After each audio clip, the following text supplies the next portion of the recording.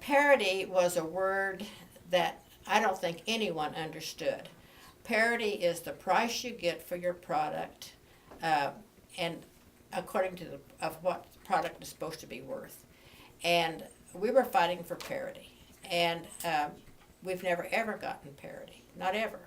Even now, in this day and age, when our price of our crops is as good as it is, of course, your costs have all gone back up, have gone up tremendously too. So we're still not. We still don't have parity, and I don't know.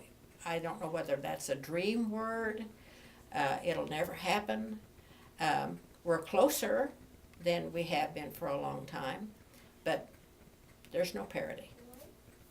This, and I did a lot of speeches along with several of the men in Edwards County, and most of them followed about the same theme, but we went all over the state of Kansas promoting American ag and trying to get interest and having people understand what was going on with us.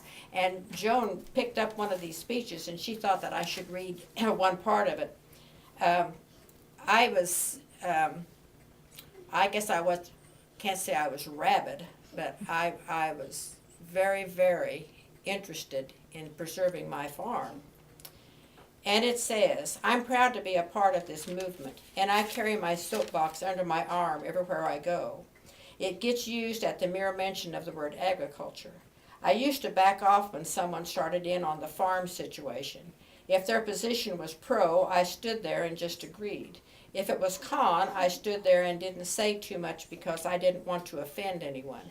Yet I was being offended. Well, I'm off that kick.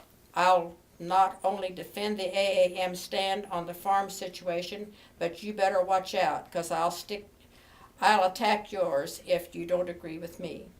This good old gal has come out fighting, and I can't think of anything better to fight for than my home, my family, and my way of life. They always say the female is the deadlier of the species when cornered, so watch out, fellas, when you get us girls all riled up.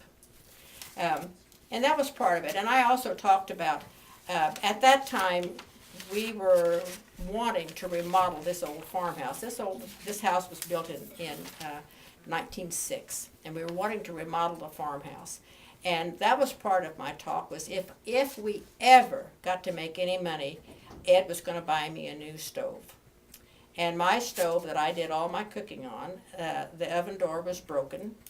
The spring was broken in it, and I had a string tied to it with a little string, and I had a nail hammered in the wall that held my oven door shut. And I felt like if I ever got me a new stove, I was going to be uptown.